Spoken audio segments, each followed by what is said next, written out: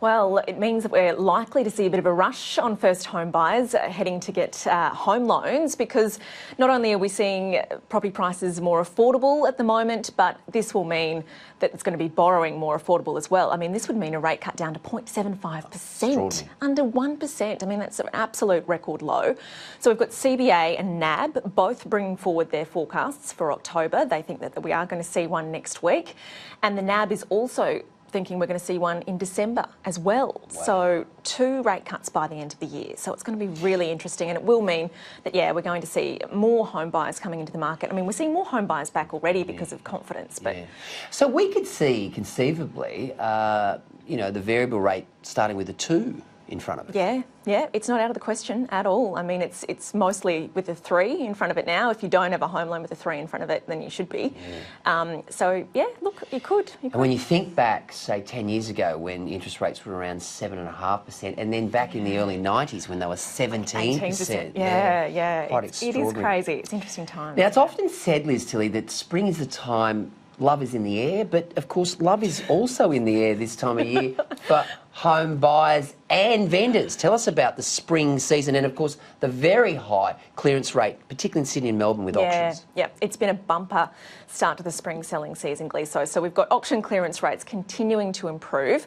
So last week it was 74%, and that was up from 72% the week before. And also the volume of homes going to sale is rising. There was 20% more homes up for auction last week than the week before.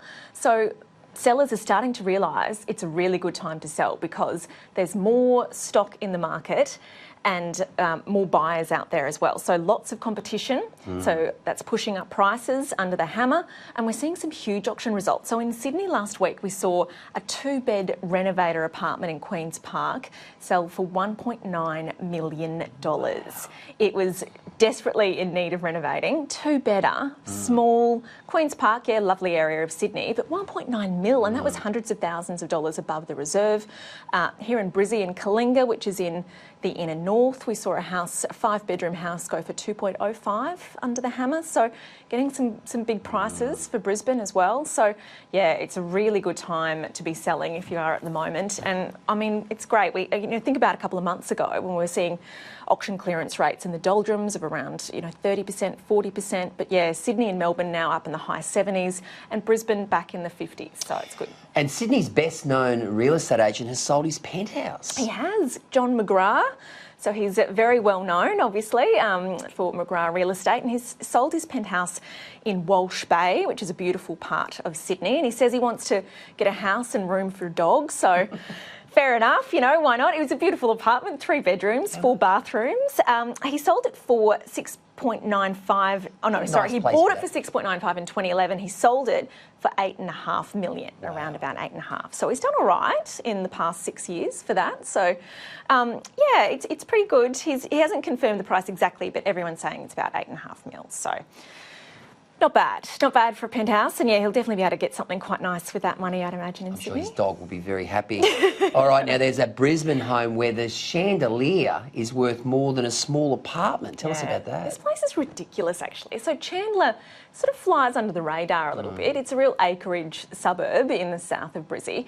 This place is just a palace. It was built 20 years ago. Nothing's been done to it, but the owners are in their 90s, so they haven't had children or anything to wreck it. So it's in pristine condition.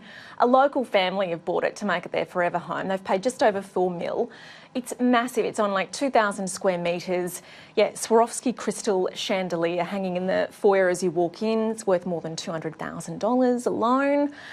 It's got everything you can think of. 200 grand for a chandelier. For a chandelier. Green marble bathrooms. You've got more chandeliers throughout the house. You've got, the pool. Everything's sparkling and brand new. They've got statues everywhere. It's one of those, it's not everyone's cup of tea, but it just shows that people are after those acreage properties and beautiful homes, statement homes, still close to Brisbane, really. So it is a nice area, Chandler, and I really like chandeliers, but 200K, I'm not sure about that. No, I don't think so either. All right, Liz Tilley, always a pleasure to have you on the front page. Thanks, Lisa.